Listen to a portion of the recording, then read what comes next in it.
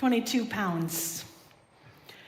My luggage for 16 days in my religious pilgrimage that I am taking from Portugal up the coast to Spain can weigh no more than 22 pounds. That's the entire luggage, not just what I'm carrying on my back, but all of it for 16 days. So the adventure begins before takeoff. The first spiritual discernment practice: why pack light? And if so, what do I truly need to make this pilgrimage, the path I've chosen, leading towards what I do not know? Truly, this trip is extremely under-researched. I really don't know. But it is a holy mystery. I know that. When packing light, one must release attachments to certain comforts, assumptions, appearances. I've been told 3 outfits the entire time. And especially distractions, and maybe even abstractions. Luckily, I think I've been preparing for this part of the journey without even realizing it. Preparing my own way towards lightness, and perhaps you have too, in ways you did not realize. Not all mysterious transformations are magical. Some of the middle-aged, female-bodied people in your midst have been involved in a mysterious transformation right under your nose. And it's not been the magical kind.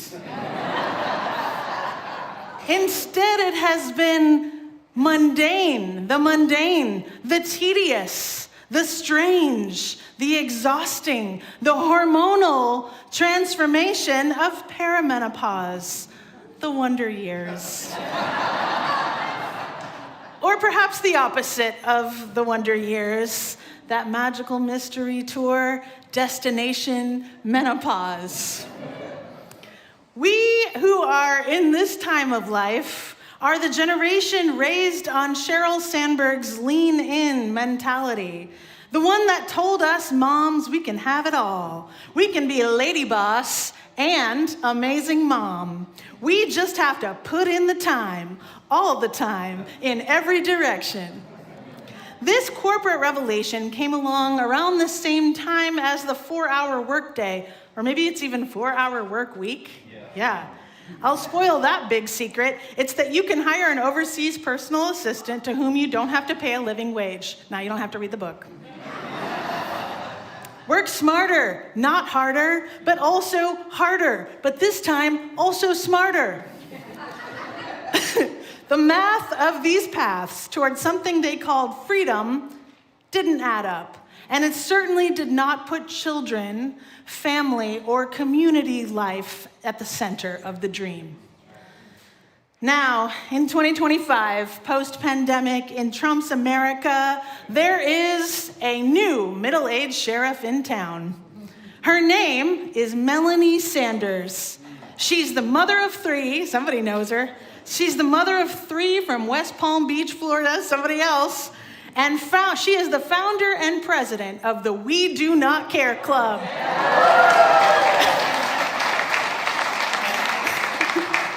Some of the gentlemen are like, what is this? It's a club that I'm a proud member of. So each day, wearing about 2 to 3 various reading glasses on her, and often a hair bonnet, Melanie reads from a list of things that women in perimenopause and menopause no longer care about, crossing off the list with a yellow highlighter as she reads. We do not care what the back of our hair looks like, she reads. We can't see it anyway. We do not care if we are going to the grocery store in our pajamas. Clothes are clothes.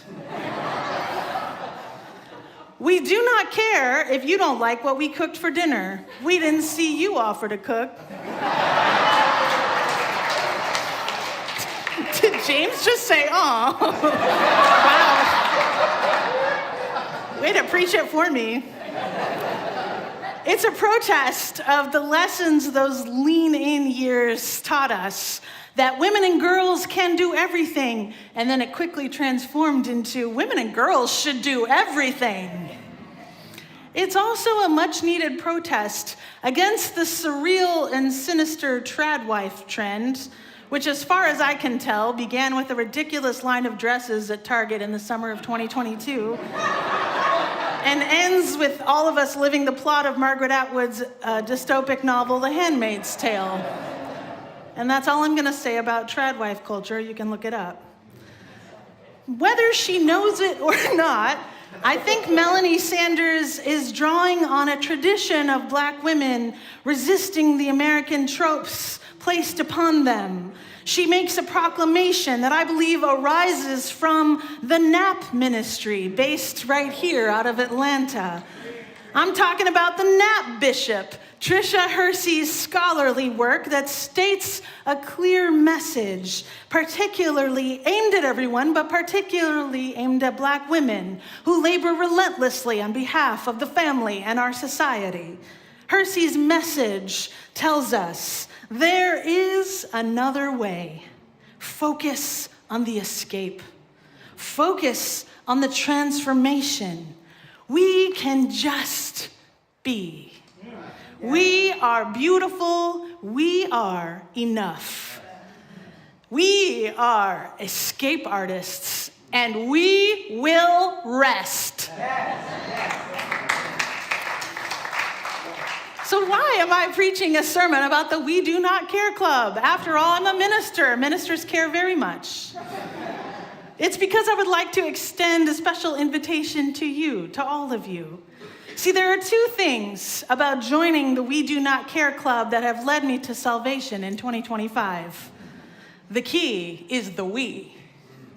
It is not the I do not care, but we. See, if we are all together, then we can affirm for each other that we no longer care about high heels or painful underwire bras or whatever it is that is dragging you down, that is constricting you, holding you back, and keeping you small. Now, where there is a we, there is a community. And where there is community, well, there are more of us, and then the possibility of real and lasting change. Now, what you have to understand about the We Do Not Care Club is that it's spread like wildfire across the world. Within 2 weeks, she went from a couple 100,000 followers to over 1 million. Within 3 weeks, she had a featured article on the New York Times front page. Within 2 months, she had a book deal with a major publisher. See, this concept is taking hold, and I think I know why. Because the time has arrived for all of us, whatever gender, whatever stage of life, to become laser focused on that which we do care about. This will be a complete fascist takeover right under our noses because social media is relentlessly directing our attention towards things we should no longer care about. Memes normalizing atrocities that should not be normal, or making light of things such as pandemics or ICE kidnappings. Well, they might be good for a momentary chuckle or feeling of relief. But watch out, because with repetition, these jokes become insidious. They accommodating you to a reality with very little resistance. If the civil rights, James and I debated this, if the civil rights movement had been communicated to the people through cute, pithy memes, it could have failed. In those days, remember, those of you who do remember, there were just a few major newspapers and 3 television networks. So when a protest was happening at the National Mall, the news was sure to cover it. In fact, that is all the coverage you would see. So at this time where I am about to embark on a grand adventure of renewal and rest as well, my parting wisdom to you, the thing that I believe will see you through these dark and difficult days ahead, the thing that will keep you on your path, knowing that you will find joy in the morning, is this: protect your energy. Guard your attention like it is the most precious commodity, because it is. And this regime knows it. Find the 3 things, okay, maybe 4, that you are going to care about, and put all of your spare time, money, energy, and love into them. What is it you say at the end of your emails? Do it with thy might. Don't follow every rabbit hole, because they will quickly become a wormhole to a dimension of things that you should not care about anymore. Now, I was raised to believe high heels and underwire bras were instruments of the patriarchy to keep female-bodied people from running fast, to keep us, seriously, to keep us feeling constricted by our clothes, always a little bit uncomfortable all of the time. And I wonder if there was something to that. I heard an amen. But there is something like that that has sapped your energy, that has whittled down your power, and it no longer deserves your allegiance. I don't know what it is for you, but you have better things to do. Mainly, the thing you've got to do is join the resistance, or lead it. If they begin to dismantle DEI in your institution and your place of work, organize against those policies with all of your colleagues and friends and all of your might. Now, I love Melanie's list. Write down the things that you no longer care about. Make that list and check it off. But that's only half the practice. The next part of the practice: write down what is of ultimate concern for you. What do you care about? That's the invitation. See, I'm inviting you to join the We Do Care Club. You won't see me doing any theological hand-wringing over the death of every evil preacher who spent his entire life encouraging child abuse and proclaiming it as a Christian practice. Because we do not care about that anymore. You will not see me amplifying the outrage, because my outrage system has malfunctioned from overuse, and now the sparks are just flying everywhere. And so I must be careful now about where I place my reserves of outrage. I can't keep spreading it around. So here's what I care about. Here's my list. It is armed militias taking over democratic cities. It is masked armed agents kidnapping people who are in compliance with immigration law, separating families and trafficking them into internment or abroad. History has its eyes on us with this, and will not be kind. It is redistricting Democrats into political oblivion and removing all accountability systems from government. And finally, it is removing Medicaid funding from children and families in our own country in order to fund armed militias roaming our own streets. So these are the things going in my backpack. Because I cannot attend every single battle, these are the issues I will call out, organize against, and fight for. I have chosen my 4 issues. So don't look for me to care equally about everything, because I must guard my energy and attention. Now, the internet has its uses, and I'm not trying to speak against it. It can help us organize if we can keep our focus on the things that truly matter most. I've talked about Teen Vogue before. I'll mention again. They are teaching teenagers how to surveil ICE, and it is awesome.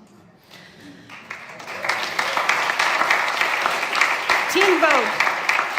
The ICE locator can be a central tool of resistance for us, so keep an eye out for that. Is going around the internet. There also are some public moments that do matter, that do deserve your attention and amplification. So if you are out there on the internet or in the world, anytime someone fights back, Anytime a citizen shames a corrupt politician and makes them back down or leave a Starbucks or whatever, pay attention. I've been thinking about Stephen Colbert quoting the poet Robert Hayden on national television. To a national TV audience, he said, "We must not be frightened or cajoled into accepting evil as our deliverance from evil.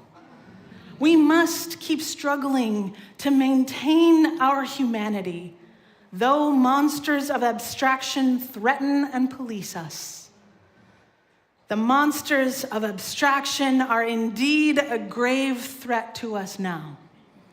We must keep our mind liberated, pointed sharply toward the direction of our shared dreams," the one these beautiful people were singing about. With that in mind, I invite you to join the We Do Care Club. So if you only have a 22-pound limit, what goes into your backpack for the pilgrimage you choose? Not the one this regime is unleashing those monsters of abstraction to pull you down. Imagine yourself instead taking the path of your choosing. Okay, so we do care about spiritual practices to begin our day. We do care about supporting public health workers, yes?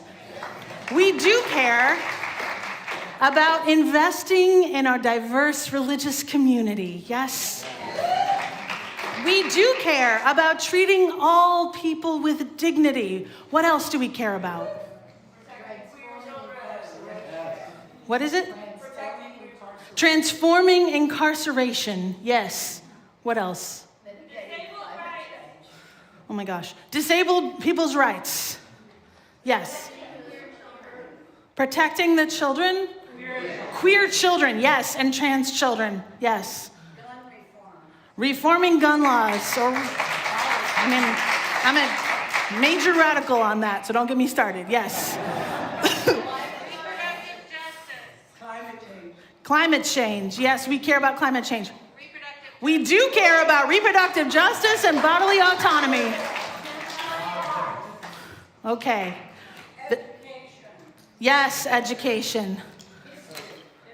History, yes, teaching the things that matter, keeping the populace fully educated and aware. These are the things worthy of your precious attention, your sacred energy that is finite.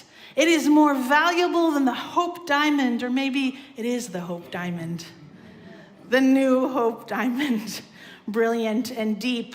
Set out on the path you choose now.